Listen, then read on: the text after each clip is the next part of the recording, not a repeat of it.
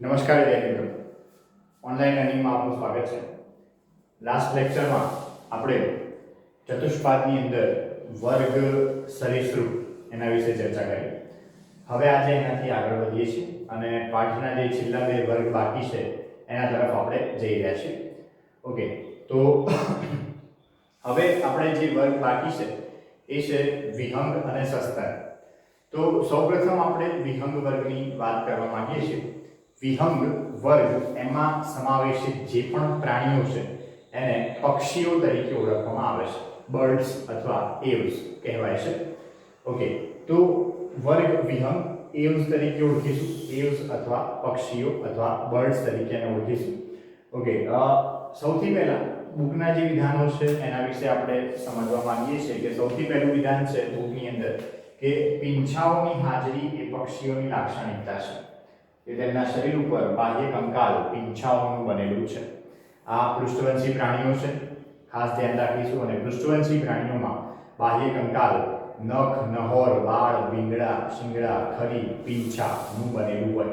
નખ, નહોર, વાળ, શિંગડા, ભીંગડા, ખરી, પીંછા. એમાંથી અહીં નહોર જોવા મળે છે, પીંછા જોવા મળે છે, ભીંગડા જોવા મળે છે. આટલી રચનાઓ પક્ષીઓની અંદર બાહ્ય કંકાલ તરીકે જોવા મળે છે. એટલે ટૂંકમાં અહીં પીંછાનું બનેલું બાહ્ય કંકાલ છે. ઓકે, ત્યારબાદ તેમાંના મોટાભાગના પક્ષીઓ એ ઉડી શકે છે. પક્ષીઓ મોટાભાગના ઉડી શકતા હોય છે, પરંતુ એની અંદર ઘણા અપવાદ આવે છે. જેમ કે એક શાહમૃગ પક્ષી, ઓસ્ટ્રીચ આપણે જેને કહીએ છીએ, તે ઉડી શકતું નથી. એ સિવાય રોડ રનર છે, ચમચો છે, પેંગ્વિન છે, કીવી છે, આ બધા પક્ષીઓ પણ ઉડી શકતા નથી. શાહમૃગ, રોડ રનર, ચમચો, કીવી, પેંગ્વિન આ બધા પક્ષીઓ ઉડી શકતા નથી. અને હવે હું તમને એક શબ્દ આપી રહ્યો છું અહીંયા કે જે પક્ષીઓ ન ઉડી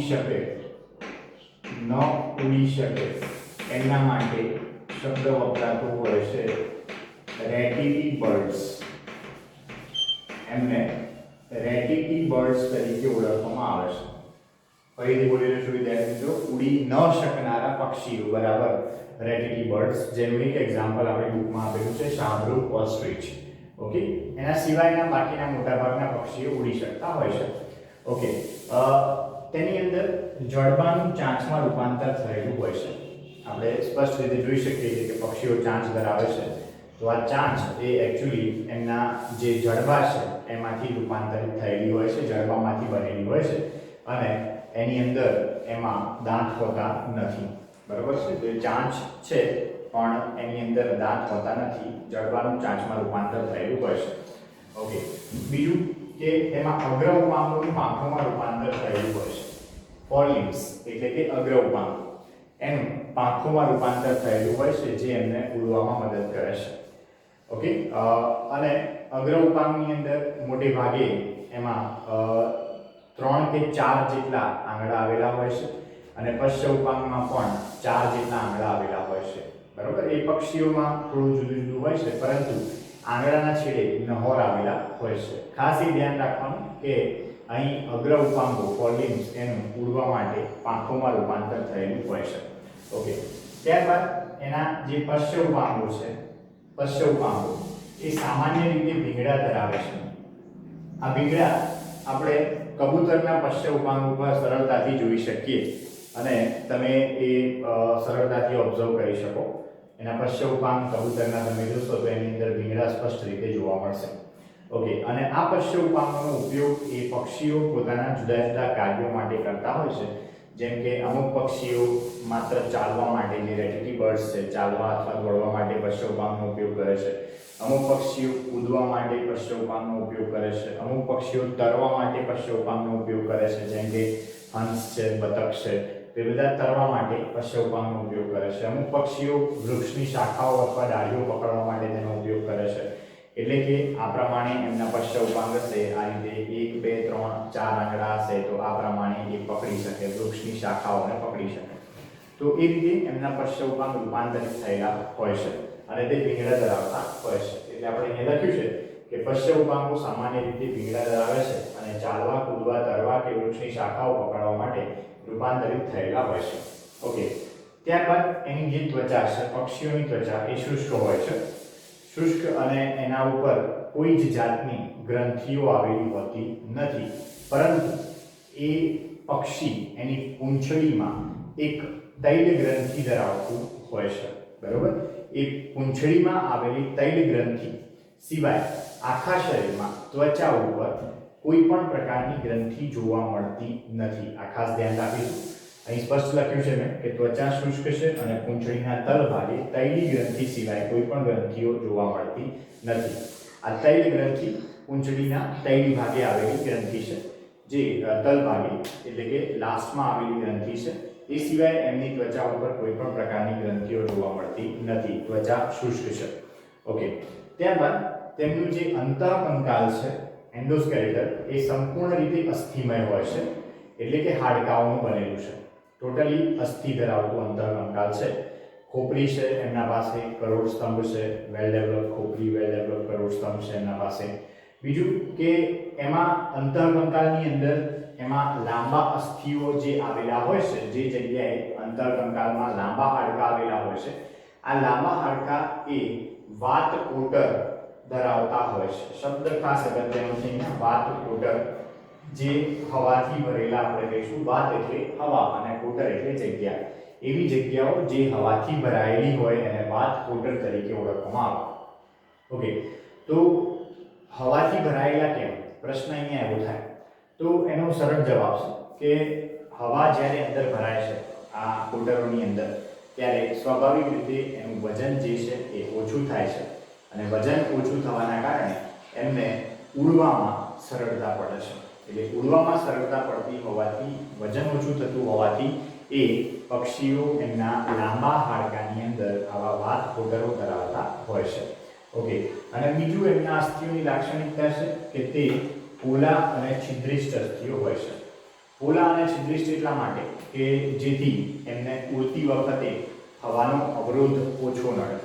ઉડતી વખતે હવાનો અવરોધ ઓછો નડે. છિદ્રો એટલા માટે આવેલા હોય કે જેથી અંદરથી સરળતાથી હવા પસાર થઈ જાય, હવાનો અવરોધ ઓછો નડે. એમનું શરીર પણ મોટાકારનું છે, એટલે કે એમને પણ હવાનો અવરોધ ઉડતી વખતે નડતો નથી. ઓકે. બીજું કે પક્ષીઓ એનો જે પાચન માર્ગ છે એ અન્ન સંગ્રહાશય અને પેશણી જેવા વધારાના કોટરો ધરાવે છે. બે શબ્દો વિદ્યાર્થી મિત્રો આપણે અહીંયા જોયા, એક અન્ન સંગ્રહાશય અને બીજું પેશણી. અન્ન સંગ્રહાશયનો મતલબ થાય અન્નનો સંગ્રહ કરતું કોટર. એ આપણે જાણીએ છીએ કે એમના પાસે જડબામાં દાંત નથી, એટલે કે ચાંચની અંદર દાંત નથી. એ ચાંચ ધરાવે છે અને એ ચાંચથી ખોરાક ગ્રહણ કરશે. દાંત નથી એટલે સ્વાભાવિક રીતે એને દળવા માટે, ભરડવા માટેની પાચન માર્ગમાં કોઈ વ્યવસ્થા જોઈએ. એ ખોરાકને ચાવવા માટે, દળવા માટે, ભરડવા માટે પાચન માર્ગની અંદર કોઈ વ્યવસ્થા જોઈએ. એ વ્યવસ્થા એને કહેવાય પેશણી, ગિઝાર્ડ. એને પેશણી તરીકે ઓળખવામાં આવે, જેમાં ખોરાક દળાય અને ભરડાય. અને એ પહેલા થોડા સમય માટે આ અન્ન સંગ્રહાશય નામની રચનાની અંદર ખોરાક સંગ્રહ પામશે. ત્યારબાદ પેશણીમાં જશે, ખોરાક દળાશે, ભરડાશે. ઓકે. બીજી એક વસ્તુ કહી દઉં અહીંયા વિદ્યાર્થી મિત્રો કે આ જે પાચન માર્ગ છે પક્ષીઓનો, એ આ બે કોટરો ધરાવે છે, અન્ન સંગ્રહાશય અને પેશણી. ખોરાક એ આખો ખાય છે. આખો ખાય છે દેટ મીન્સ કે દાણા છે, સપોઝ તો મકાઈનો દાણો, ઘઉંનો દાણો, બાજરીનો દાણો, એ એકદમ સોલિડ રચના છે. અને એ સોલિડ રચના એને એમને દળવું કે ભરડવું એ બહુ ડિફિકલ્ટ છે. તો એના માટે આ પ્રાણીઓ પાસે એક એવી વ્યવસ્થા છે કે જે આ પ્રાણી સૃષ્ટિના કોઈ પણ વર્ગના પ્રાણીઓ કે કોઈ પણ સમુદાયના પ્રાણીઓ પાસે નથી. ખાસ ધ્યાન રાખીશું. હવે હું જે બોલવા જઈ રહ્યો છું શબ્દ એ ખાલી પક્ષીઓની લાક્ષણિકતા છે, બર્ડ્સની લાક્ષણિકતા છે કે તેમનું બોડી ટેમ્પરેચર એ સમગ્ર જીવસૃષ્ટિનું જે સૌથી હાઈએસ્ટ બોડી ટેમ્પરેચર હોય એ છે. મતલબ કે એમનું શરીરનું તાપમાન એ સૌથી વધારે રહેતું હોય છે, અને એ વધારે હોવા પાછળનું રીઝન એ જ છે કે એ જે ખોરાક લેશે એ ખોરાક થોડો એમના બોડી ટેમ્પરેચરના કારણે બફાઈ જાય, ઢીલો પડે. અને ઢીલો પડે એટલે પછી એને સંગ્રહાશયમાં થોડી વાર સંગ્રહાય, ત્યાં ફરીથી બફાય, અને ત્યારબાદ એ પેશણીમાં જાય એટલે સરળતાથી એને કટ કરી શકાય, દળી શકાય, વરડી શકાય. એટલા માટે પ્રાણી સૃષ્ટિનું સૌથી ઊંચું શરીર તાપમાન ધરાવતા પ્રાણીઓ છે. લખેલા નથી આ બધા મુદ્દાઓ, પરંતુ એની ચર્ચા હું અહીંયા જોડે જોડે કરી લઉં છું. ઓકે, ત્યારબાદ બીજો મુદ્દો છે કે આ પ્રાણીઓ એમનું હૃદય સંપૂર્ણ રીતે ચતુષ્કોટરીય છે.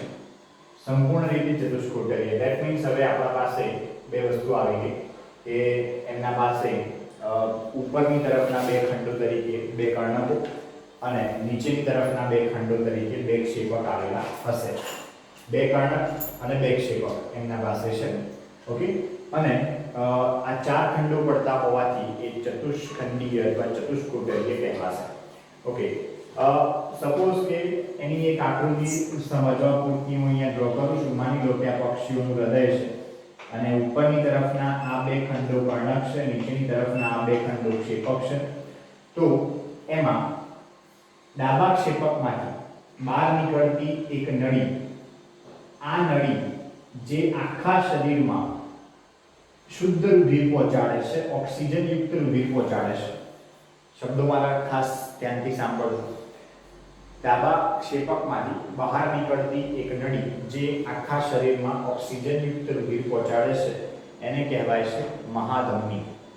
એને મહાધમની તરીકે ઓળખવામાં આવે છે.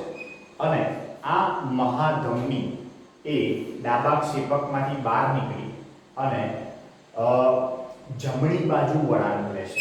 જમણી બાજુ, ધેટ મીન્સ કે એ આ બાજુ વળશે.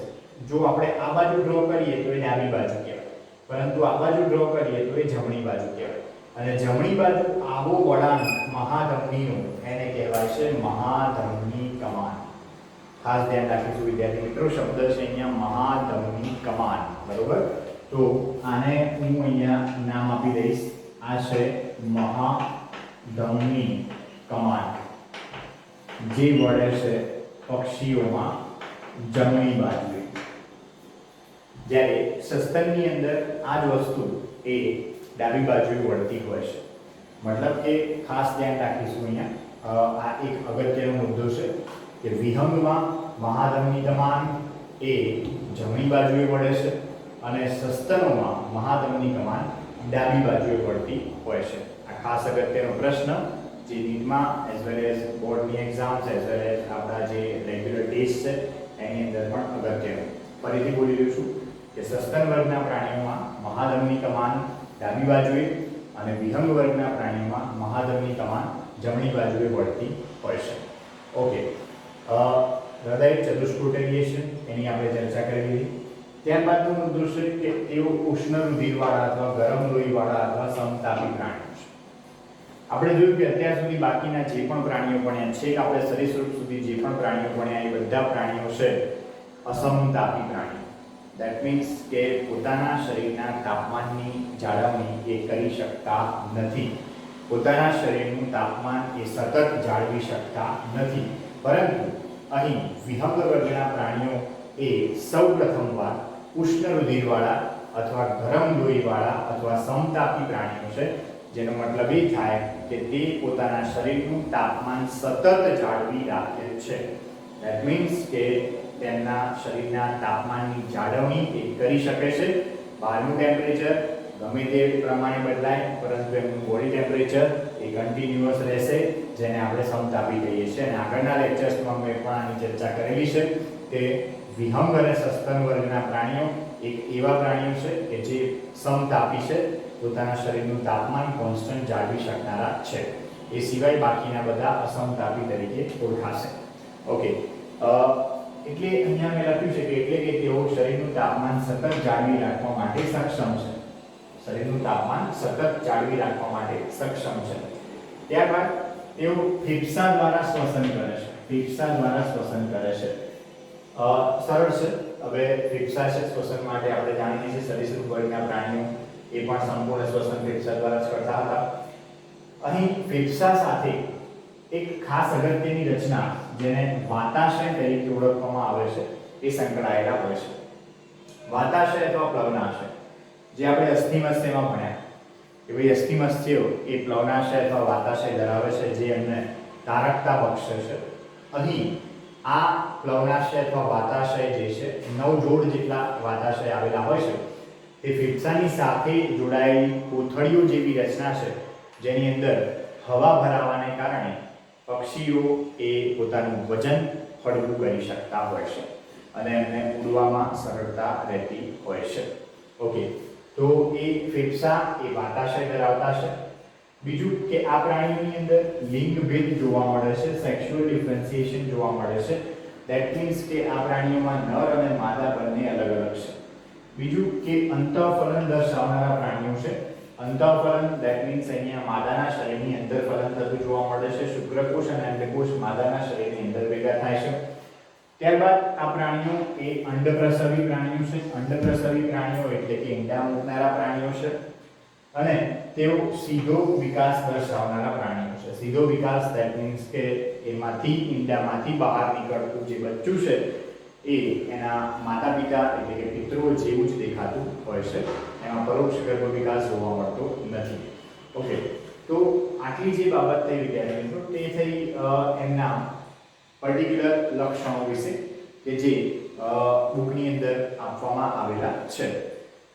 હવે આપણે એવા લક્ષણો વિશે સમજવું છે કે જે બુકની અંદર આપવામાં આવેલા નથી, બુકની અંદર જેની ચર્ચા નથી કરેલી. એ લક્ષણો વિશે આપણે હવે જોઈએ.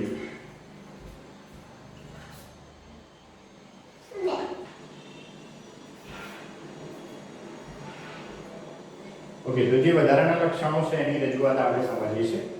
તો એમાં ફર્સ્ટ લક્ષણ છે કે તેમાં મહાધમની કમાન જમણી બાજુએ વળે છે.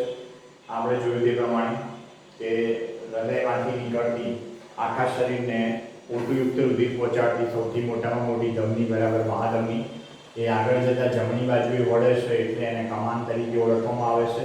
એટલે મહાધમની કમાન એ જમણી બાજુએ વળે છે. બીજું લક્ષણ છે કે તીવ્ર અને તીક્ષ્ણ દ્રષ્ટિ ધરાવતા હોય છે. તીવ્ર અને તીક્ષ્ણ દ્રષ્ટિ ધેટ મીન્સ કે તેઓ ખૂબ જ ઊંચાઈએથી પણ એકદમ આગળનું અથવા જમીન પરની સરફેસ પર કોઈ પ્રાણી હોય, અન્ય કોઈ પ્રાણી હોય, અન્ય કોઈ સજીવ હોય તો એને બિલકુલ સ્પષ્ટ જોઈ શકતા હોય છે. ઘણું લાંબુ એ જોઈ શકતા હોય છે અને આના માટે જવાબદાર એમની આંખોમાં આવેલું એક દ્રવ્ય છે જેનું નામ છે પેક્ટિન. પેક્ટિન નામનું દ્રવ્ય તેમની આંખોમાં હોવાના કારણે તીવ્ર અને તીક્ષ્ણ દ્રષ્ટિ તેમનામાં હોય છે, જોવા મળતી હોય છે. બરાબર, અને આનો એક પુરાવો જો આપણે જોવો હોય તો આપણને આપણા ધાર્મિક ગ્રંથ રામાયણમાંથી પણ મળે છે. તમે બધા જાણતા હશો કે રાવણ જ્યારે સીતા માતાનું હરણ કરી અને એને લઈ જઈ રહ્યો હતો ત્યારે એનો સામનો એક ગીધ જોડે થયો હતો જેને જટાયુ કહેવાય છે. તો એ જટાયુને એને જખમી કર્યો અને ત્યારબાદ પછી ત્યાં જ્યારે ભગવાન રામ આવે છે તો એ ભગવાન રામ એને જ્યારે પૂછે છે કે તમે સીતાને ક્યાંય જોયા છે તો એ જટાયુ ત્યાં બેઠા બેઠા સમુદ્રને પેલે પાર જ્યાં સીતા માતાને રાખવામાં આવ્યા છે તે પરિસ્થિતિનું વર્ણન કરે છે કે ભાઈ આગળ સોનાની લંકા નગરી છે ને ત્યાં એક અશોક વાટિકા છે, એક આસોપાલવનું વૃક્ષ છે, એના નીચે સીતા માતાને રાખવામાં આવેલા છે.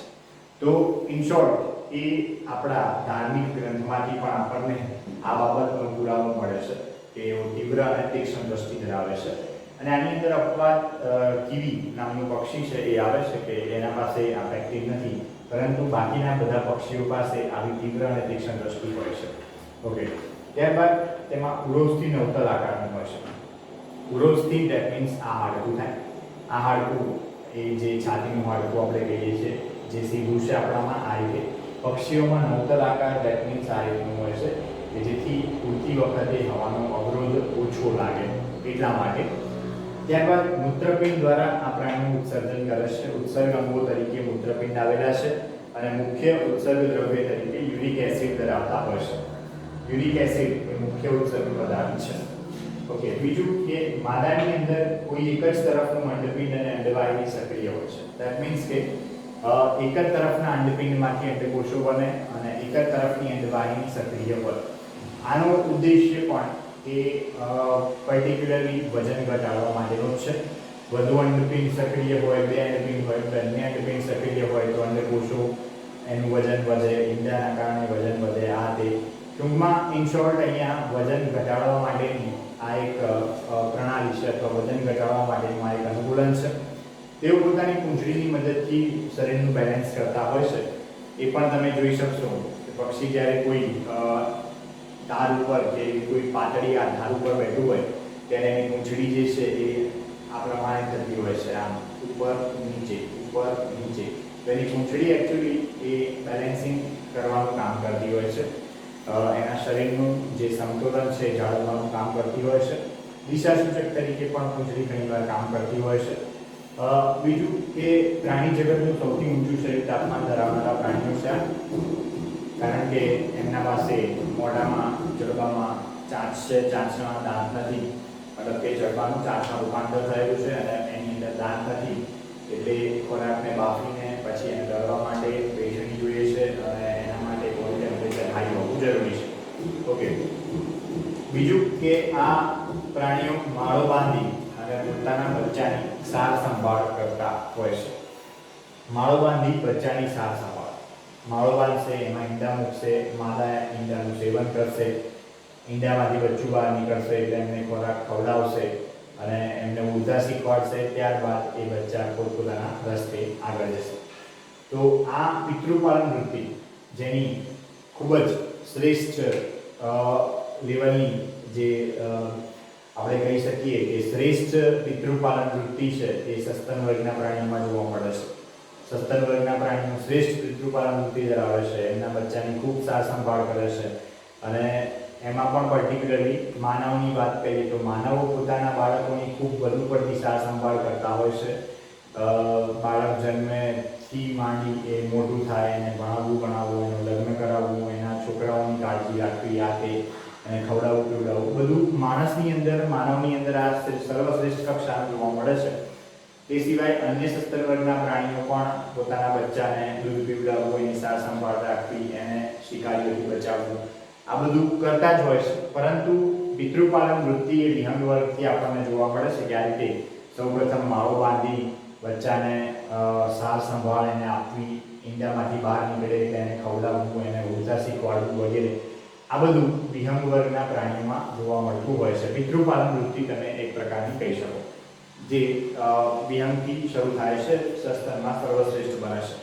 ઓકે, ત્યારબાદ હવે એના ઉદાહરણો વિશે જોઈએ. ઉદાહરણોમાં પ્રથમ ઉદાહરણ છે કાગડો, ક્રો, જેને કોર્વસ કહીશું, કોર્વસ, ક્રો અથવા કાગડો. ઓકે, બીજું ઉદાહરણ છે કબૂતર, પિજિયન, જેને કોલંબા કહેવામાં આવે છે, વૈજ્ઞાનિક નામ એનું કોલંબા છે.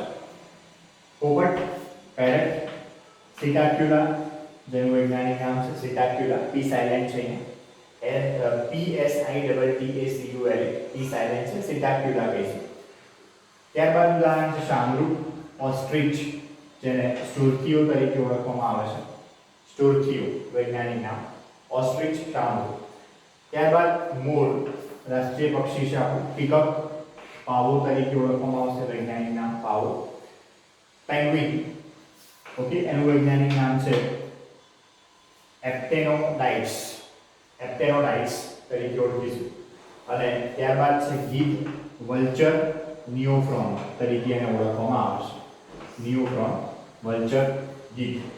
ઓકે, તો આટલા ઉદાહરણ છે. એ સિવાય વિદ્યાર્થી મિત્રો મેં તમને ઘણા બધા ઉદાહરણ કીધા, કીવી છે, ચકલી છે, બીજા રોડ રનર છે, પેંગ્વિન છે, વગેરે જેવા અસંખ્ય ઉદાહરણો પક્ષીઓના આપણને આપણી આજુબાજુ જોવા મળતા હોય છે. અને આ એવ્સ અથવા બર્ડ્સ તરીકે ઓળખવામાં આવશે, પ્રાણીઓ જ છે, પરંતુ આ વર્ગના પ્રાણીઓ એ પક્ષીઓ તરીકે વધુ જાણીતા છે.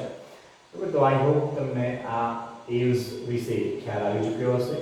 વધુ માહિતી સસ્તન વિશે જે આપણે હવે આપણા લાસ્ટ લેક્ચરની અંદર સમજીશું. નમસ્કાર.